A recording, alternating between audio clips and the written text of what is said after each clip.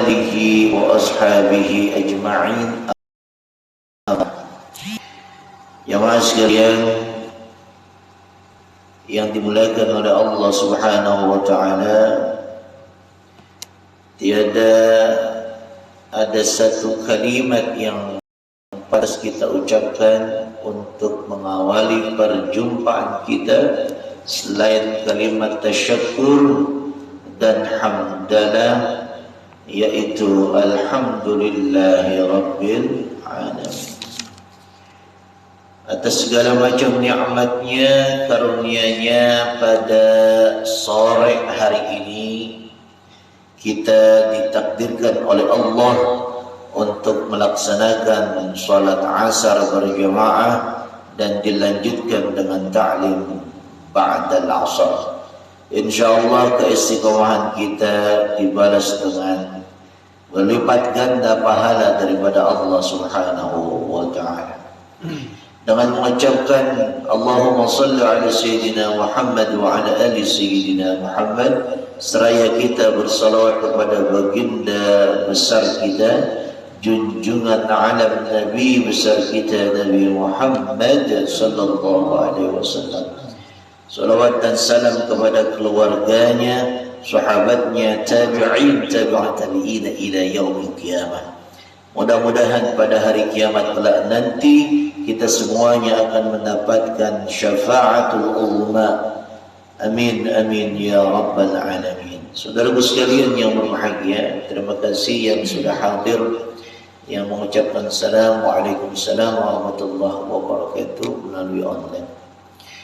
Saudaraku sekalian yang berbahagia, pada kemarin kita telah sampai ngebahas daripada yaitu bab keutamaan puasa, ya, di mana terakhir kita menyampaikan hadisnya dari Nabi sallallahu alaihi wasallam, man qama ramadhana ila akhiril hadis. Kita sudah menjelaskan keutamaan daripada qiyamul lail, keutamaan daripada salat tarawih yang ada hanya di bulan Ramadan. Maka jangan kita tinggalkan bulan Ramadan, walaupun Ramadan itu telah meninggalkan kita. Apalagi kita sekarang masih berada di bulan Ramadan, jangan kita tinggalkan Ramadan, karena Ramadan masih ada di antara kita. Maksudnya apa? Kalau kita tidak meninggalkan Ramadan, maksudnya adalah di Ramadan kita taat, di luar Ramadan juga kita taat. Tapi kalau misalkan kita meninggalkan Ramadan, bahkan Ramadan itu masih ada di antara kita, kita tidak taat meskipun kita sedang berada di bulan Ramadan. Nah, jamaah sekalian yang berbahagia, sekarang kita akan lanjutkan pembahasannya, yaitu al-majlisur rabi'u fi fadilati syahri Ramadan. Majlis yang keempat pada bicara tentang keutamaan bulan Ramadan, bagian keduanya. Kalau kemarin kita bicara keutamaan Ramadan, lalu kemudian keutamaan puasa Ramadan, nah sekarang keutamaan bulan Ramadan bagian yang keduanya. Nah, jamaah sekalian yang berbahagia, Syekh Utsman di sini menuliskan satu ayat di dalam Al-Baqarah guna menjelaskan keutamaan bulan Ramadan, yaitu adalah kalimat ayatnya, wa idza sa'alaka ibadi anni fa inni qarib, yang artinya begini, dan apabila bertanya ia akan engkau daripada hamba-hambaku tentang diriku, maka katakanlah sesungguhnya diriku yaitu adalah dekat. Jadi kalau misalkan kita ngelihat arti saja, berarti ini sudah bisa difahami. Allah menjelaskan kepada kita bahwa Dia sangat dekat dengan kita. Ai faqul lahum inni qaribun. Ai maksudnya, maka katakanlah hai Muhammad kepada mereka hamba-hambaku, katakan kepada hamba-hambaku yang menanyai tentang diriku, di mana Allah? Posisinya Allah di mana? Kapan kita mengetahui Allah keberadaannya? Maka Allah kemudian mengatakan bahwa inni qaribun, sesungguhnya aku adalah dekat dengan kalian. Wa huwa tamthilun likamali ilmihi bi af'alil ibadi wa aqwalihim. Ayat ini adalah tamsil. Tamsil itu perumpamaan. Apa tamsil? Perumpamaan. Bagi apa? Perumpamaan yang menggambarkan likamali ilmihi, kesempurnaan ilmunya. Ilmunya siapa? Ilmunya siapa? Allah. Orang yakin jawab ini. Ilmunya siapa? Allah.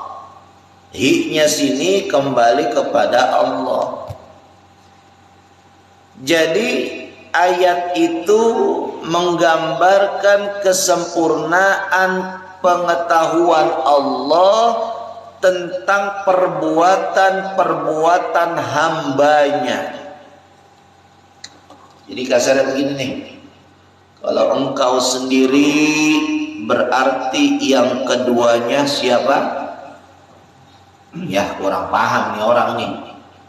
Kalau kamu sendiri maka yang keduanya siapa? Allah. Kalau kita berdua maka yang ketiganya adalah Allah. Kalau kita bertiga maka yang keempatnya adalah Allah. Sendiri, berdua, bertiga, bahkan beramai-ramai, Allah itu dekat dengan kita semuanya. Apapun yang kita kerjakan, likamali ilmihi, apapun yang kita kerjakan karena kesempurnaan pengetahuan Allah, Allah tahu yang kita kerjakan. Wa aqwalihim, dan perkataan-perkataan hamba itu Allah tahu apa yang diucapkan. Bahkan sesuatu yang dimunculkan Allah tahu dengan keadaannya dari tempat yang dekat daripada mereka. Jadi kalau mereka menganggap tidak diawasi oleh Allah, sungguh Allah mengawasinya dari jarak yang dekat. Jadi bukan sesuatu mengetahui dari jarak yang jauh, karena Allah mengawasi kita dengan jarak yang dekat. Makanya ada satu ayat Allah mengatakan, ma la yalfizu min qawlin illa ladayhi raqibun wa atid. Itu ayat Allah. Tidaklah keluar satu lafaz pun, tidaklah keluar satu kata dari omongan sekalipun, illa ladaihi, kecuali baginya apa? Ada dua malaikat yang mengawasi kita, yang menjadi perwakilan Allah. Malaikat itu malaikat apa? Raqib dan atid. Jadi kita diawasi dari jarak yang tidak jauh, alias dari jarak yang sangat-sangat dekat. Roni sendirian, berarti yang keduanya siapa? Allah. Tuhan itu maha dekat, Allah itu maha dekat, tidak dibatasi dengan bentuk dan tidak dibatasi dengan waktu. Kalau ada Tuhan dibatasi dengan bentuk dan waktu, maka itu bukanlah Tuhan. Karena Tuhan itu maha daripada segala maha. Ruwiya anna a'rabiyan ja'a ila nabiyyi alaihi salatu wassalam. Faqala ya Rasulullah, aqribu rabbina, apakah dekat? Jadi ini ada orang Arab kampung, ya. Amba'id atau jauh. Diartikan begini, bahwa ada seorang Arab Badui datang atau telah datang kepada Nabi Sallallahu Alaihi Wasallam. Lalu kemudian dia bertanya kepada Rasulullah SAW, ya Rasulullah, apakah Tuhan kita itu dekat sehingga kita nggak perlu teriak, kita cukup dengan berbisik saja ya Rasulullah? Makanya kita doa berbisik juga boleh sebenarnya. Ya Allah, kabulkan doa saya. Nah, itu boleh itu. Cuma kalau doa dewekan, kalau doa bareng-bareng ilok begitu. Doa bareng-bareng dikatain PA kita. Nah, udah pakai speaker doanya berisik, enggak keras, berbisik doanya. Kalau doa sendiri boleh. Kenapa? Karena kita memang sendiri, nggak perlu didengar sama orang dan tidak diaminkan sama orang. Kalau kata orang Arab Baduy, apakah Tuhan kita dekat? Maka kita nggak usah keras-keras, kita cukup berbisik saja. Ataukah Tuhan kita itu tempatnya jauh sehingga kita harus memanggilnya dengan keras? Ini orang Arab Baduy. Kalau orang Arab Baduy kan nanya ya dia mah terus terang aja kok, sama kayak orang kampung gitu. Jadi kalau orang Arab itu ada dua, ada namanya Arabi. Ya, orang Arab itu ada dua. Kalau Arabi itu orang Arab yang tinggal di perkotaan.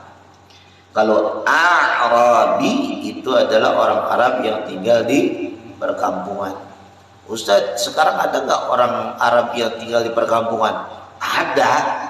Coba aja lihat di sana. Kalau kita umroh, jalan-jalan di gunung-gunung yang jauh dari perkotaan, di sana masih ada rumah-rumah mereka yang Arab Baduy, yang mereka tinggalnya tuh di gunung-gunung. Karena mereka pohonnya nggak seperti kita, pohonnya bisa dibikin rumah. Makanya di Indonesia ada yang namanya rumah pohon. Ada nggak? Di Arab ada nggak rumah pohon? Nggak ada, adanya gunung pohon. Gunung rumah pohon berarti rumah gunung ya. Rumah gunung karena kenapa? Gunung dijadiin rumah kalau di sana. Ini gunung bebatuan. Lalu dilubangi gunungnya seperti goa lah gitu. Terus ditambahin atap-atapnya sehingga seperti rumah. Jadilah namanya rumah gunung. Tuh. Di Indonesia mah rumah pohon. Orang goa sedikit di Indonesia mah. Kalau di sana mah gunungnya banyak. Gitu. Nah, jamaah sekalian yang berbahagia, maka ketika seorang Arab Baduy ini bertanya kepada Rasulullah SAW, apakah Allah itu dekat? Kalau Allah itu dekat, maka kita nggak usah teriak, berbisik aja doanya. Apakah Allah itu jauh? Kalau Allah itu jauh, berarti kita harus memanggil dong, kencang-kencang teriak-teriak. Maka dengan sebab itulah lalu Allah menurunkan ayat yang ini yang sekarang kita jelaskan. fanuzilat hadhil ayah, maka diturunkanlah ayat ini. Apa kata Allah? Ujibu da'watad da'i idza da'an. Kata Allah, hei Muhammad, katakan kepada Arab Baduy, katakan kepada umatmu, aku mengabulkan doa-doa orang yang berdoa ketika berdoa. Jangan khawatir doa-doanya gak kedengaran sama gua. Asalnya begitu kata Allah. Doa lu yang pelan gua denger, doa lu yang kencang gua denger. Jadi Allah itu maha mendengar doa. Allah itu maha mengabulkan doa. Di sini dikatakan ujibu, saya jawab doa-doa kamu yang sedang berdoa. Cuma masalahnya tinggal kita doanya rajin apa malas doang tuh. Kadang-kadang pengen hidup bahagia tapi doanya malas banget. Ada nggak orang yang begitu? Banyak. Kadang ada orang doa tiap hari tapi usahanya malas. Ada nggak yang begitu? Sholat duha dikerjain, sholat tahajud dikerjain, tapi nggak kerja-kerja. Dapat duit nggak tuh orang? Lah kagak. Seimbang antara apa yang disebut dengan yang namanya keyakinan itu dibuktikan dengan amal soleh, dan seiring dengan apa yang namanya amalan. Jadi ada iman, ada amalan. Nah, orang ahlu sunnah wal jamaah meyakini adalah kalau kita pengen bahagia, jangan lupa urusan akhirat. Artinya kalau kita usaha dulu, baru kemudian kita tawakal kepada Allah. Tapi kalau ada orang yang tawakal baik sama Allah, tawakal baik tapi kagak usaha-usaha, ini kagak beres ini akhirnya nih. Seperti ketika ente sedang parkir mobil di depan masjid, kemudian mau sholat, itu mobil kagak dimatiin mesinnya, itu mobil kuncinya di dalam tuh mobil. Kira-kira itu mobil kita sholat, mobilnya hilang apa kagak? Hilang. Itu berarti orang waras apa kagak waras orang? Kagak waras. Maka kalau kita orang waras, usaha dulu mobil diparkirin yang benar, dimatikan mobilnya, kuncinya diambil, dikunci, baru kita sholat. Insya Allah itu tawakal yang benar. Nih dengerin, kadang-kadang orang tawakal pada kagak benar semuanya nih. Banyak orang begitu, saya udah sholat Ustaz, saya udah berdoa sama Allah, tapi tetap aja hidupnya miskin. Lalu malas, gimana mau kaya? Kan begitu. Makanya kalau misalkan kita pengen benar, ikutin petunjuk daripada Quran dan Sunnah yang kemudian itu menjadi solusi bagi kehidupan kita. Tuh, kata Allah, aku kabulin, aku jawab doa-doa orang-orang yang berdoa. Takrirul qarbi. Ini maksudnya adalah penegasan bahwa Allah itu sangat dekat. Wa wa'ada da'i bil ijabah, dan Allah berjanji, wa wada'a lid da'i lil ijabah, dan Allah berjanji bagi yang berdoa pasti dikabulkan oleh Allah Subhanahu wa taala. Tuh. Jadi Allah itu sudah berjanji ya, bagi kita yang suka berdoa, kemudian kita insya Allah doa-doanya diijabah sama Allah Subhanahu wa ta'ala. Kalau kita ngomongin insya Allah, tapi kalau Allah udah pasti bilang saya pasti ijabah kamu. Karena kalau kita ngomong insya Allah itu maksudnya pengharapan kepada Allah, karena betapa buruknya amal ibadah kita di hadapan Allah Subhanahu wa ta'ala. Falyastajibu li, maka begini nih, ini sebenarnya lanjutan ayat ini, lanjutan. Maka kalau pengen doa-doa kamu dikabulin sama Allah, penuhi kewajiban-kewajibanmu kepada saya, gitu kurang lebih. Tuh. Tiba-tiba kita doa baik, kagak pernah sholat, kagak pernah sholawat, kagak pernah apa. Lah kagak, ribet. Makanya kalau ulama-ulama soleh kenapa doanya dikabulin, sholatnya kagak pernah ditinggal, sholat sunnahnya kagak pernah kelewat. Wajar kalau doa-doa mereka langsung dijabah sama Allah. Karena apa? Allah mengatakan kalau kamu pengen doanya dikabulkan sama Allah, penuhi kewajibanmu pada diriku. Jadi kalau misalkan kamu beriman, laksanakan keimananmu kepadaku. Kalau kita ngakunya taat, maka laksanakan ketaatanmu kepadaku. Maka sebagaimana aku akan jawab doa-doa orang yang berdoa, dengan cepatnya aku akan kabulkan doa-doa tersebut. Kalau kau penuhi, percepat kewajibanmu kepadaku, maka aku percepat permintaanmu kepadaku. Tuh, begitu. Jadi seiring, jangan doa terus tapi kagak penuhi kewajiban. Nah, doanya ngambang itu.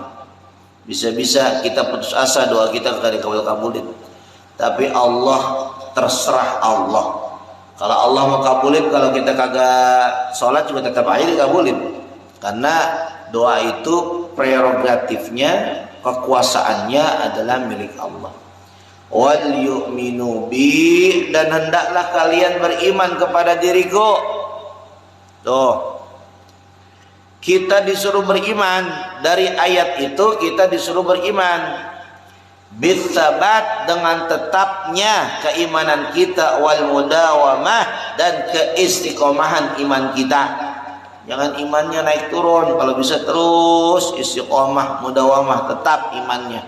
La'allahum yarsyudun, agar kalian berada atau menjadi orang-orang yang benar, atau mendapatkan arahan, mendapatkan petunjuk. Nah, tuh.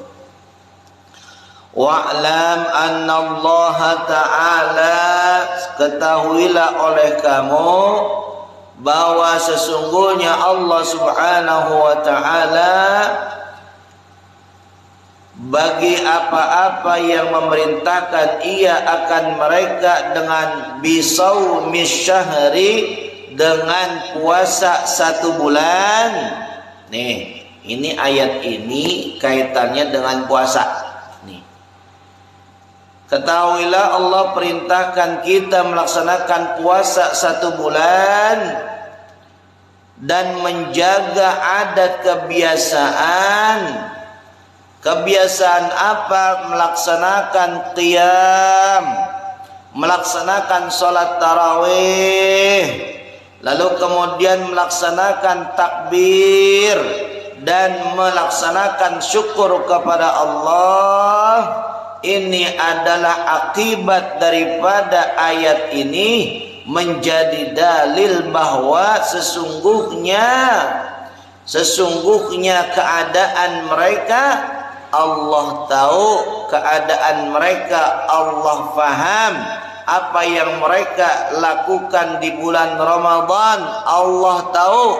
Apa yang mereka ucapkan di bulan Ramadan Allah tahu. Dan kalau mereka berdoa di bulan Ramadan, maka Allah akan mengabulkan doa-doa mereka. Allah akan segera mengabulkan permintaan-permintaan mereka. Tuh. Jadi ayat ini terkait dengan Ramadan juga. Allah